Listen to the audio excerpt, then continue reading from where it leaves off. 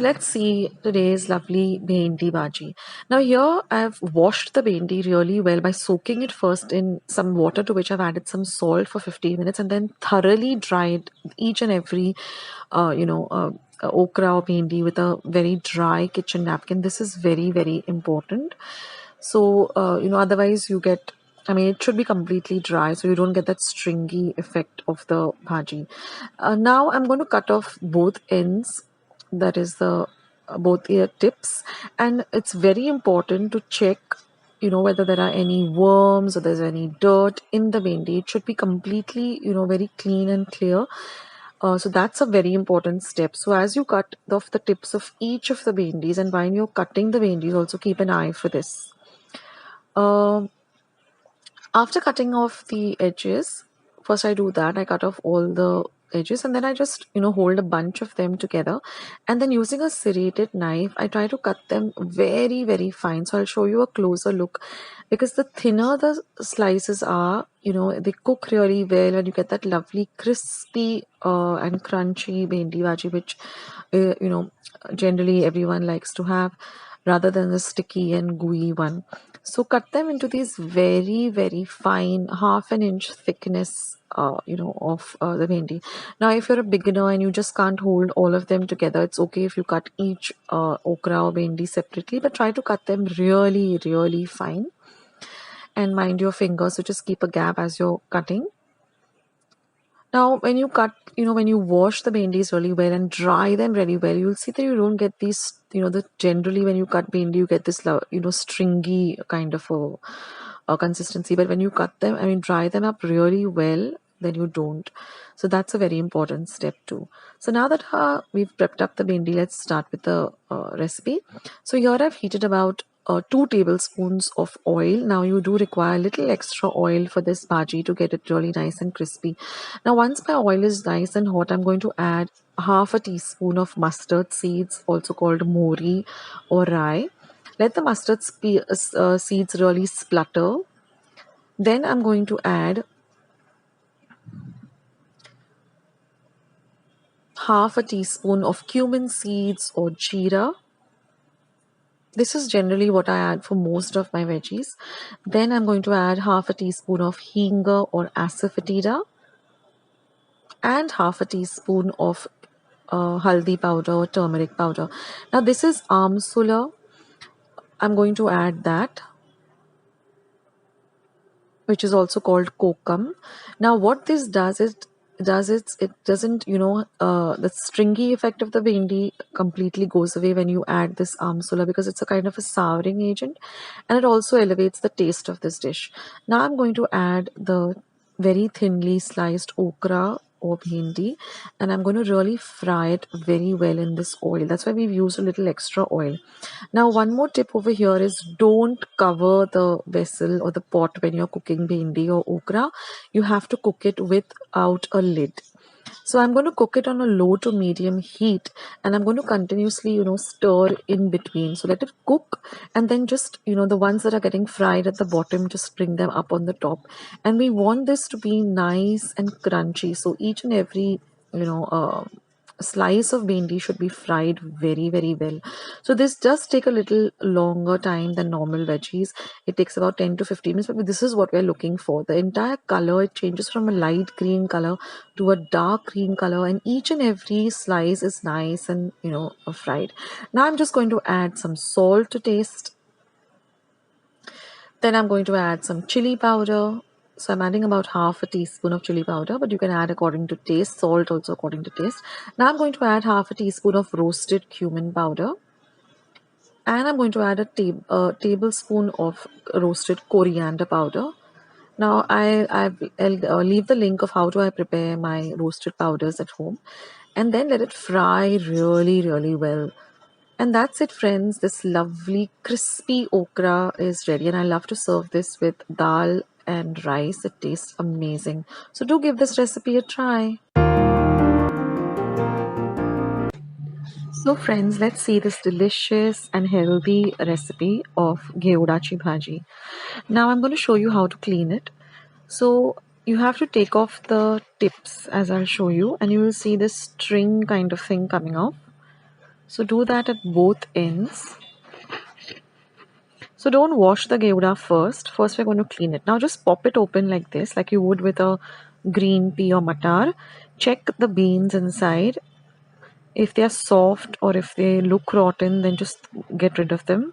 And then just tear the, with your fingers, just tear the geuda into these small pieces like this.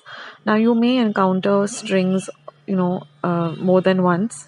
So that's why it's preferable to do it by hand rather than using the knife. So do get rid of the strings, do otherwise, when you're eating the vegetable, it will really create havoc. So check for the inside that the beans are good inside. And yes, friends, you do encounter a little bit of, you know, uh, vegetable worms inside. So get rid of those also. I'll show you after, when I finish cleaning, I'll just show you what you should not be using and what you should get rid of. So then with your hands, just stir it because every time, you might get the string or you might not get the string.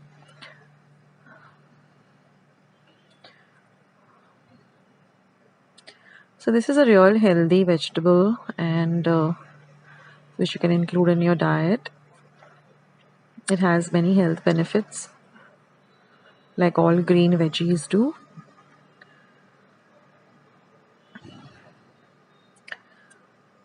So, while I was cleaning, the ones over here luckily were all very good, but I just had about two or three which had a little bit of, rotten beans inside.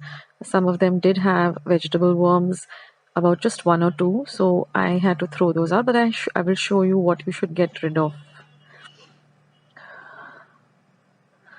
So now I'll show you what, this is the end result. I've just cleaned it up. So now if you find something looking like this, which is rotten, which has a grayish or a brownish effect inside, but the beans are very soft and mushy, or they look, really old and dried up like this, or they have like a very soft, grayish texture, then get rid of that. Luckily, I had a good, the whole thing was nice, just a few of them. Now I've taken some water in a large bowl. I've added a little bit of salt to it, and I'm just going to add this vegetable to it, and I'm going to soak it for about 15 minutes. It's very, very important that you clean your veggies very, very well. Now, some vegetables you have to clean, soak them first and then clean them, and some you have to clean first and then soak them. So it all depends. But I have explained in all of my videos as to, what is the process. So let it soak for about 15 minutes in this water to which salt has been added. And then I'm going to just take a colander, which I've placed on top of a vessel. And I'm just going to drain all of this, or just lift it up like that and put it over there. And again, I'm going to run it through some running water, that is through the colander itself, through my running water in my wash basin of my kitchen, or my kitchen sink rather. Again, I'm going to rinse it really, really well. So this is how you prep your geuda, and the recipe is very simple. So once you finish prepping, you can always do this a day ahead also. So now I've just heated up a pan on a low flame. To that I'm going to add about 1 tablespoon of oil. Now once the oil is nice and hot, we're going to add our other ingredients, our 40 or tadka ingredients, which is half a teaspoon of mustard seeds or mohri or rye. Let them splutter well. When they begin to splutter, you're going to add half a teaspoon of cumin seeds or jeera. Next, I'm going to add half a teaspoon of asafoetida or hinga and half a teaspoon of turmeric or haldi powder. So for those of you watching most of my recipes, you know that the simple vegetables, especially the Maharashtrian way of making it, just requires these few ingredients for the fooding.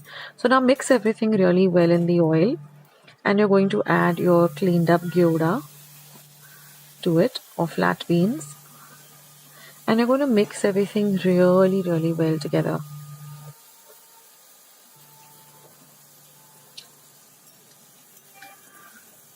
So mix everything well so that the vegetable nicely get coated with the fodni or the bagar. Now this vegetable can be had with some poris or chapatis or some dal, rice, I mean, anything. It's just a an accompaniment to any nice meal. And now what we're going to do is we're going to cover it with a lid, and we're going to put a little bit of water to the lid. Now, if you're using another, the glass lids with the handle that we generally have at home, you can just cover it with the lid. You don't need to add any water initially. Now, every 3 minutes, just stir it in between. Carefully lift the lid. Just stir it in between every 3 minutes and add a little bit of the water, because the water has now become hot. So you can add a little bit of the water so it helps the vegetable to cook. So if you're using a cover with a lid, a glass cover with a handle, just add a little bit of warm water, or just sprinkle a little bit of warm water on top, so that helps the vegetable cook. So just do this for about 8 to 10 minutes till the gouda is nice and cooked. It takes about 8 to 10 minutes on a low flame. Never cook on a high or flame, always cook on a low flame so the vegetable gets nicely cooked. Now you can see that the gouda is nicely cooked. It becomes a darker green color when it's cooked. So now we're going to add all the lovely seasonings. So I'm going to start by adding salt to taste. Now always add a little salt initially, otherwise then you can always add the salt later after you've tasted it. Never add too much salt, because very salty food is not good for health and nobody likes to eat extra salty food. Now I'm just going to add half a teaspoon of red chili powder. Then I'm going to add 1 teaspoon of goda masala or kala masala. I have my homemade goda masala recipe. I'll leave it in the link below. If I forget to do so, just type goda masala akshatas recipes in the YouTube search button and you will find it. That's the easiest way to find my recipes. Just type the recipe. Like you're looking for upma, just say upma akshatas recipes and mine will pop up. So now I'm going to add 1 tablespoon of ghee or jaggery. If you're not used to using ghee or jaggery, you can even add a pinch of sugar. A little sweetness, elevates the flavor of this dish. And we're just going to cook everything for another 2 minutes till everything really comes together nicely. Now you could add some grated coconut also for garnish, but I didn't want to add it. I just like to have it plain like this. And your Gavarachi is all ready, guys. So I hope you will try out this recipe and do leave your comments in the comment section. So friends, let's start with today's recipe. Now here I've taken about 1.5 cup of moong, and I've just washed it thrice under running water and soaked it for about 6 to 7 hours or overnight. Now we'll go through the other ingredients. So this is the dal. I've drained out all the water. This is 1 light green chili cut finely, some coriander, some curry leaves, some cumin, some turmeric powder, some asafoetida or hing, and some mustard seeds, and a lime. All the ingredients with the exact measurements will be given in the description box below. So here I've just heated about 1.5 tablespoon of oil. To the oil, I'm going to add my mustard seeds and wait till they pop. Once they pop, I'm going to add my green chilies and fry the green chilies well. Then I'm going to add a little bit of hing or asafoetida. Then go in my curry leaves. Let the curry leaves also fry a bit. Then I'm going to add my turmeric powder or haldi powder.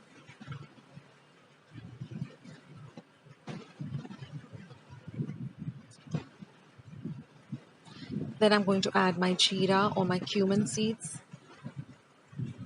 And then I'm going to add this soaked moong dal. That's it, friends. That's all you require. Of course, a little bit of salt. And that's it. So now we're just going to give this all a nice mix so it gets well incorporated with the rest of the bagar or the fodni.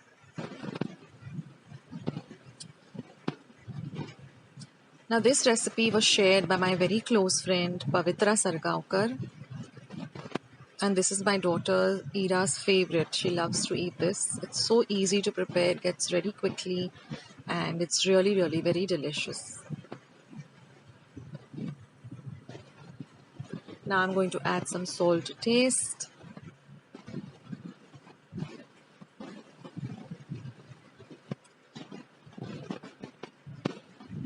I'm going to add a pinch of sugar.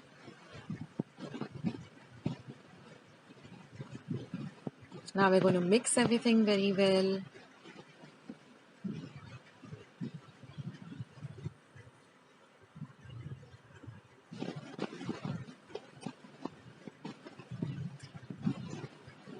See that you fry everything nicely so that everything gets nicely mixed up together. And now we're just going to add a little bit of water, because we want to cook the dal a bit. So just enough water to cover up the dal. So if you're taking 1.5 cup of moong dal, then about 2 cups of water should suffice. And now let this cook on a low to medium flame. And we're going to let all the water evaporate. So first let it come to a boil. And then we're just going to cover and cook it and stirring in between just to check. And we want all the water to evaporate. That's when our moong dal bhaji is all ready to eat.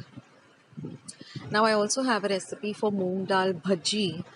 I will leave a link below. And that's it, friends. Our water has all evaporated. Our vegetable is ready.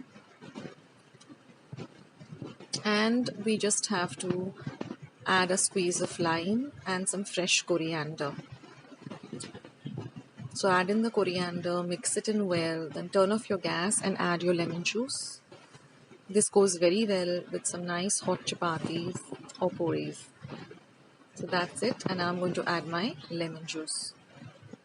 Now one tip over here, if you're squeezing the lemon directly, always squeeze the lemon juice into a spoon. That way if there are any lemon seeds or lemon pips, you can pick them out and you don't have to search for them in the vegetable. And then just mix and your dish is all ready to serve.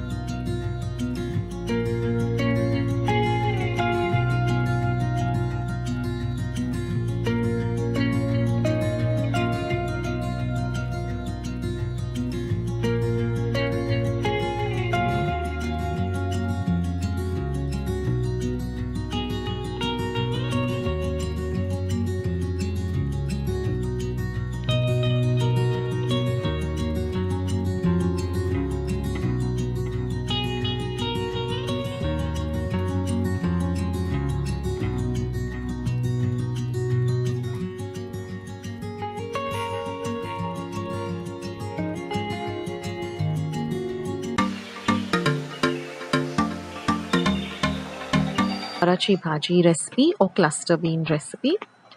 So here I've taken 200 grams of gavar, taken off the ends, and then with my hands itself I've just broken them up into half-inch pieces like this, and then I'm going to soak them in water for about 10 minutes and then give them a thorough rinse and keep them in a sieve or sift.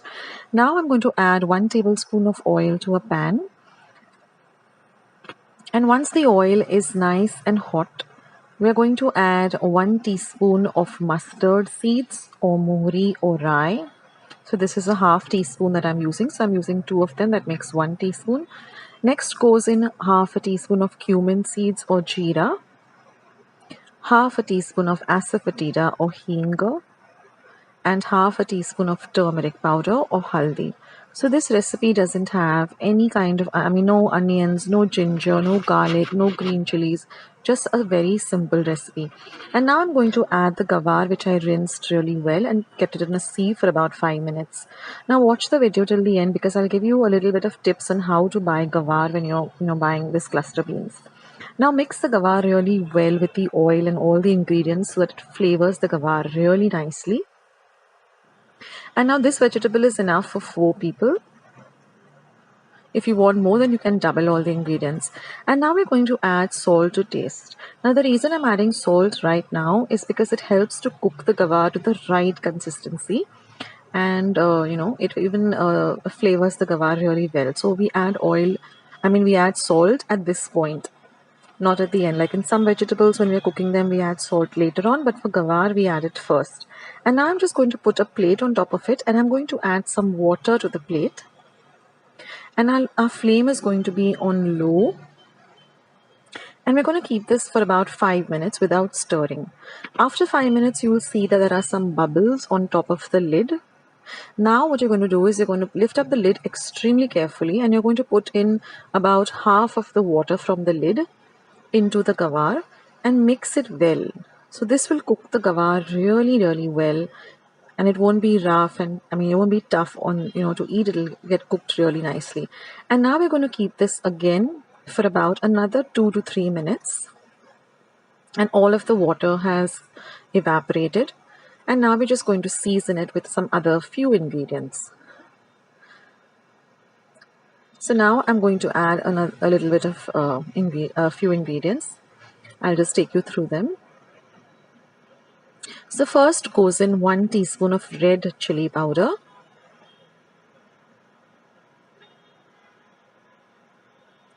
Next, I'm going to add about 2 teaspoons of goda masala or kala masala. Now this is homemade goda masala or kala masala. So I'll leave a link to the recipe of how I make it. It's very simple. And now mix all of this really nicely together. Now you can see there's a little bit of liquid or water remaining. Most of it has evaporated. And now I'm going to add 1 teaspoon of jaggery or gourd, grated jaggery or gourd, and mix everything nicely together. And now we're just going to cover it and keep it for just about 1 minute. And that's it, guys. Now all you have to do is just add some lovely fresh grated coconut, about a teaspoon or so, and mix it in well. And the coconut is also optional. If you don't want to add the coconut, you can leave it out. And now mix everything well together, and your gavar bhaji is all ready. This is one of my favorite vegetables. A really easy recipe. Now for my homemade goda masala, which I make and I store and it lasts me for about 4 to 5 months. I'll leave the recipe down in the description box. It's very simple and it gets ready also pretty quickly. Now when you're choosing your cluster beans or your gavar, there are certain things that you need to keep in mind. First of all, they should be very light green in color, not a very dark green in color. Also, they should be very firm when you touch them. They shouldn't be soft. They shouldn't have gone, discolored, have any blackish tinge in them. But they should look nice and firm. And, sometimes if the vendor allows you, the vegetable vendor, you can take one of them and just, break them, and you should get that click sound. It should not be a soft sound.